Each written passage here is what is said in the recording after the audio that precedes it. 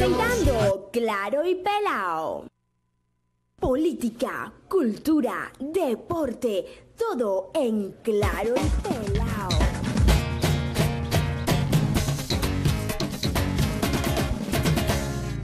¿Qué tal, amigos? Tengan todos ustedes muy buenas noches. Bienvenidos a Claro y Pelao. Hoy estamos hablando Claro y Pelao. El invitado en la noche de hoy, conocido por todos ustedes, es una persona que espera que lo que ha realizado en el Congreso le sirva como trampolín para seguir trabajando por el departamento de La Guajira. Estoy hablando de Alfredo Rafael de Luque Zuleta, nuestro representante. Bienvenido a Claro y Pelao. Hoy queremos sentarnos con usted a hablarle realidades al departamento de La Guajira. Bienvenido al programa, Alfredo. Bueno, muchas gracias por la invitación, Mario. Aquí me siento a gusto con ustedes, conversando de los temas que a bien tengan, claro y pelado, como bien lo dicen ustedes. Bueno, ¿cuál ha sido la satisfacción más grande, Alfredo, en esta experiencia que usted precisamente en 2 meses culmina? Bueno, la satisfacción más grande que me ha dado el Congreso de la República en este tiempo ha sido precisamente evidenciar en esta época de campaña la gran aceptación que tengo en los diferentes municipios. La verdad, Mario, me he sorprendido para bien porque la campaña mía la vez pasada fue una campaña pequeña y esta vez estamos haciendo una campaña por todo el departamento, pero donde llegamos tenemos una aceptación muchísimo más grande que la anterior. Entonces yo digo, si antes la gente me aceptó como representante y pude tener la posibilidad de ser un buen representante, pues ahora me están aceptando más y eso se debe muy seguramente a que la gente entendió que he hecho un buen trabajo y al haber hecho un buen trabajo, pues que me reciban de la forma como me han recibido en los diferentes municipios es una satisfacción muy grande. Alcanzó a ser traumático de todas maneras, doctor De Luque, el tema de que 2 representantes del departamento de La Guajira tienen que ceder su espacio para poder entrar nuevamente pues en el Congreso. Tenemos varios aspirantes a la Cámara, sin embargo los afectos que había por el movimiento Nueva Guajira en torno a Jimmy Palacio y a usted en estos momentos se diferencian, uno Partido Liberal, el otro sigue con el apoyo de Nueva Guajira. ¿Es todavía esa solidez la que lo acompaña en esta campaña? Sí, Nueva Guajira está completamente unida en torno al nombre de Alfredo de Luque, eso no queda ninguna duda, nada más basta con visitar los municipios y hablar con los seguidores de Nueva Guajira y se dan cuenta que están apoyando mi candidatura como disciplinados, como movimiento disciplinado y organizamos que somos, entonces eso no me genera a mí mayor intranquilidad. Bueno, el hecho, doctor De Luque, de pronto de pertenecer a la Comisión Primera, también tiene sus ventajas y sus desventajas. Para usted, ¿cuál es la ventaja de estar en esta comisión y también de paso, cuál es la desventaja? Sobre todo reflejado en este proceso político que el 9 de marzo llega a su cúspide. Bueno, yo la verdad no le veo desventaja a la Comisión Primera. La Comisión Primera es la mejor comisión de la Cámara de Representantes. Y en la Comisión Primera hemos tocado todos, absolutamente todos los temas importantes que ha tenido este país en los últimos años. Allí se han pasado las grandes reformas, todas las reformas que ustedes piensen y que identifiquen han pasado por la Comisión Primera. Además de eso, es una comisión donde me codeo con los mejores representantes a la Cámara que existen en el Congreso de la República, que me ha permitido aprender de una manera más apresurada en el inicio y además a tener un gran bagaje de tipo legislativo en el Congreso de la República.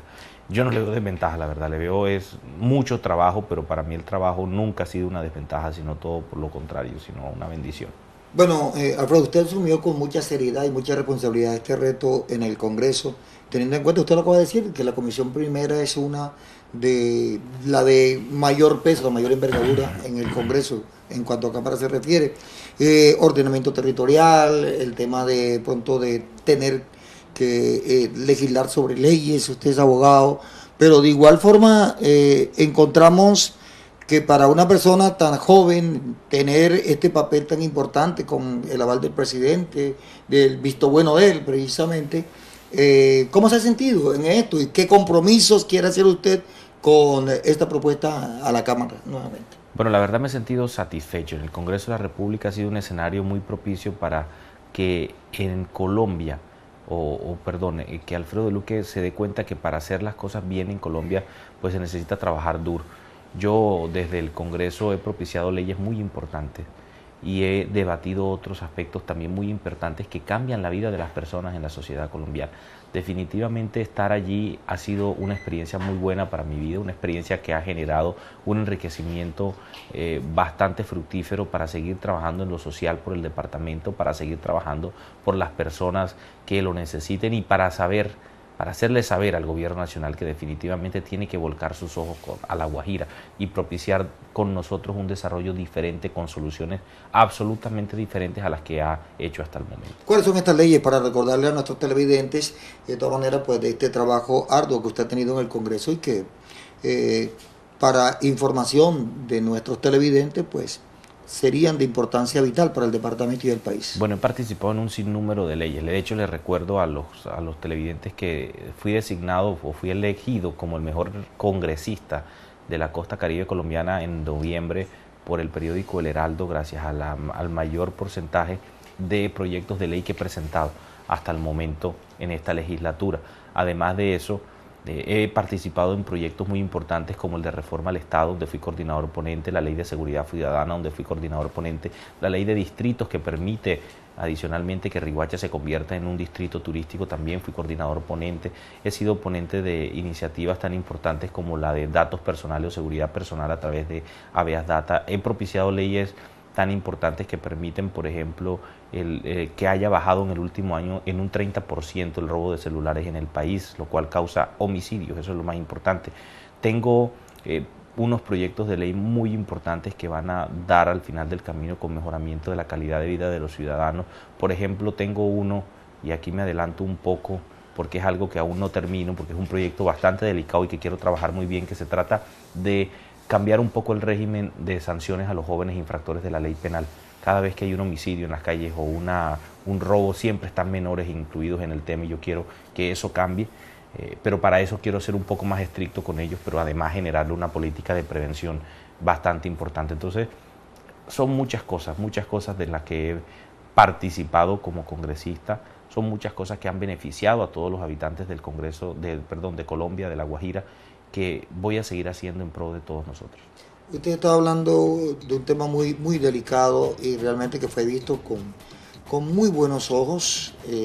Es el tema de los menores que están infringiendo la ley, los que están en las vías del sicariato, y recordando a todos los televidentes que también hubo un insuceso acá en el departamento con el doctor Jorge Sanín, que para descanse. Creo que también esto fue algo que catapultó la decisión, doctor Peluque. Sí, de hecho, la viuda de Jorge participó desde lejos con este debate, nos grabó un video y nos sirvió de sustento para evidenciar la situación que ocurre a diario con estos jóvenes que participan del sicariato. Yo desde antes ya tenía la idea, he participado en ella desde la Ley de Seguridad Ciudadana, que fue en el 2000, un debate que arrancó en el 2010, y que creo que ha servido mucho para que entren en cintura algunos de estos jóvenes, pero todavía nos falta mucho más. Y en ese aspecto es que avanza la ley.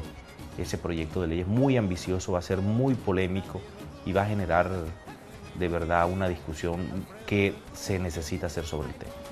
Bueno, el tema del robo de los celulares, precisamente en el día sábado me atracaron en plena calle 15 con carrera quinta, revólver en mano, 7:30 de la noche, diagonal a la policía, y me quitaron el celular. Entonces, de pronto no es el valor del celular, sino el riesgo de la vida. Es las muertes que se causan en la sociedad al robo del celular. El celular se repone, pero lo que pasa es que para robarle un celular a una persona las están matando. Y eso, la gente me decía, pero ¿para qué lo hace? Si el que mata precisamente pues tiene una pena mayor que es el homicidio, pero es que yo no quiero que maten. Entonces yo quiero desincentivar a las personas que roban el celular, que el celular deje de ser un bien valioso para los ladrones, porque sencillamente si lo roban y lo van a vender, pues sencillamente se vuelve inutilizable en los demás operadores de celular. Esto es tan ambicioso, Mario. El año pasado antes pasado estuve inaugurando el Foro Mundial contra el Hurto de Celulares aquí en Colombia. Lo hicimos con los ministros de telecomunicaciones de varios países, en donde ya estamos hablando de una estrategia regional para que lo que yo hice aquí en Colombia se replique en Venezuela, Ecuador, Perú, que son los países más cercanos que tenemos en estos momentos. Doctor Alfredo de Luque Zuleta, hay un tema que usted ha venido cacareando, que ha venido sosteniendo en los diferentes puntos donde llega a convencer a la gente y el tema de la paz en nuestro país. Si cree usted que verdaderamente lleguemos al punto de que en Colombia podamos vivir en paz. Sí, sí, es necesario. El que se le quite esa ilusión no puede vivir tranquilo, porque la paz es la meta que debemos tener nosotros como colombianos. Si no hay paz, definitivamente el desarrollo de nuestro país va a ser mucho más lento y mucho más dificultoso, más arduo el camino. No va a haber un horizonte claro si no nos criamos en un país en paz. Lastimosamente nosotros no conocemos la paz. Yo tengo 37 años y jamás he estado tranquilo en este país, pero yo sí quiero que mis hijos vivan en paz. Y yo creo que el camino adecuado es la solución pacífica negociada a un conflicto. Hay que hacer entender a las personas de esto, porque como hoy hemos vivido tanto tiempo en guerra, pues nos acostumbramos a la guerra y siempre nos acostumbramos a odiar y siempre nos acostumbramos a que el enemigo sea atacado. Pero al final del camino quienes nos estamos matando, ni siquiera nosotros, sino son aquellos colombianos de bajos recursos que les toca ir a la guerra. Unos porque son soldados, otros porque son guerrilleros que son reclutados o que son influenciados por estos pensamientos que ya son retrógrados. Entonces, yo creo que la paz es el camino. Yo le apuesto al proceso de paz, le tengo mucha fe. Jamás en 50 años se había avanzado tanto en un proceso de paz en el país. Y creo que en esta oportunidad es la necesaria para que nosotros podamos decir, incluso que como Congreso de la República iniciamos este proceso y este camino que dio con el mayor logro que puede haber en el país en el último 100 años. Bueno, doctor, este tema me lo reafirman, me lo confirman algunos amigos antes de que usted llegara, con el tema de la paz. En todos los rincones del país y también en nuestro departamento, en nuestra ciudad de Riohacha, se conversa sobre el tema de la paz. Pero usted hoy tocaba el tema del posconflicto.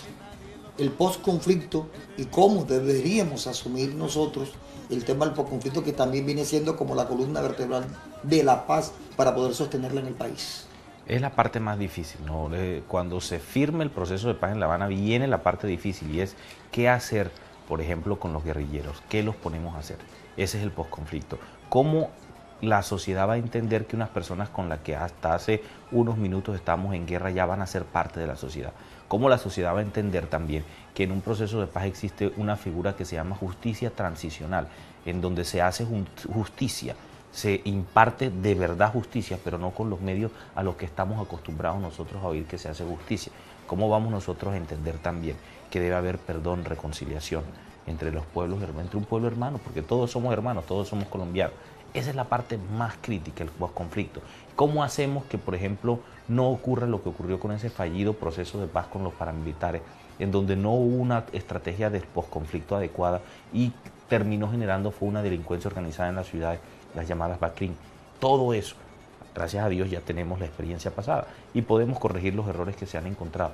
Y el presidente Juan Manuel Santos creo que va por buen camino. Y tenemos un Congreso de la República que se va a encargar de toda esa reglamentación y regulación, que tenemos ya también la entereza suficiente para poder hacer los debates del caso y permitir que el posconflicto sea una etapa que va a ser larga. No digo que va a ser corta, el posconflicto va a ser largo, pero sí va a ser con toda la responsabilidad para mitigar todos ellos efectos negativos que pueda tener. Usted sabe muy bien que yo fui víctima de secuestro. Soy también estoy metido dentro del registro único de víctimas del secuestro, pero ha sido el sistema de reparación ha venido lento, se convierte casi en traumático de concederse la paz y de llegar a todos los acuerdos, doctor. ¿Cuál cree usted que de pronto puede ser la forma para agilizar todos estos procesos y que realmente pueda darse el estricto cumplimiento del tan anhelado sueño de la paz en Colombia? Bueno, es un tema que debe mirarse en la regulación de cómo van a ser los acuerdos posteriores al proceso de paz o a la firma del acuerdo, que es donde de verdad llega el trabajo propicio. Ahí nosotros en el Congreso tenemos que tener toda la reglamentación para tener todos esos temas en la mesa y hacer algo que sea adecuado al momento que necesitamos, pero que también sea adecuado para el país. Yo creo que tenemos que tener claro que sí, hay paz, ¿cierto? Vamos a tener un país en paz, pero también nosotros tenemos que poner de nuestra parte para que la paz sea una figura que sí se aplique en la vida real y coger esos dineros que van a invertirse en la paz o que se invertían en la guerra e invertirlos en la paz, ya sea reparando víctimas, reubicando personas que antes se dedicaban a la guerra, trayendo paz, salud y educación a los pueblos de Colombia en diferentes sectores y haciendo ese proceso más consolidado de tener una cohesión social en todo el país que genere equidad, pues ahí sí vamos a avanzar como Estado. Usted nos hablaba también del tema de la educación, el tema va ligado también a la paz, el tema el sector agrario, que está esperando también que a ellos se les incluya dentro de una agenda que se está debatiendo en La Habana, donde la política de desarrollo agrario integral, la participación política después de la desmovilización, el fin del conflicto, víctima, solución al problema de las drogas ilícitas, implementación, verificación y refrendación. Son algunos de los puntos de esta agenda, doctor. De todas maneras, los puntos, los sí. acabas de decir todo, Mario, son los puntos Correcto. importantes que tenemos nosotros que tocar, que ya han sido tocados en La Habana, incluso algunos ya han sido negociados, como el tema agrario, que pensamos que iba a ser el más difícil, y pienso la verdad que fue el más difícil, pues generó cierta prevención del pueblo colombiano. Nos dimos cuenta que fue un tema que pienso yo está bien negociado, que no hay nada por debajo de la mesa y que simplemente estamos partiendo de la base de que tenemos un Estado y que esa forma de Estado la vamos a respetar. Luego de eso, todo es ganancia, es decir, cuando la guerrilla se sienta y dice no voy a negociar el modelo de Estado colombiano, sino que miremos cómo incluimos nosotros nuestros ideales de pronto en ese modelo de Estado y pedimos que hay unas políticas serias para el campo colombiano, pues estamos ya hablando un idioma diferente.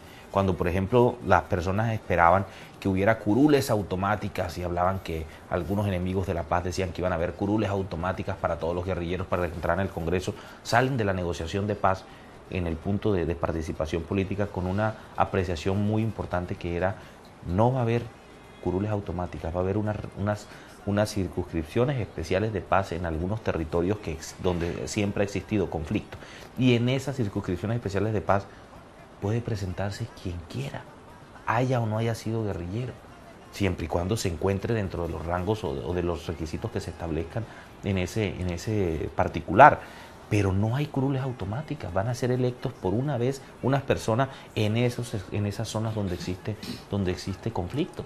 Es decir, un campesino que haya sido víctima puede ser un candidato y el Estado tiene que brindarle la garantía. Entonces, miren, no hay curules automáticas.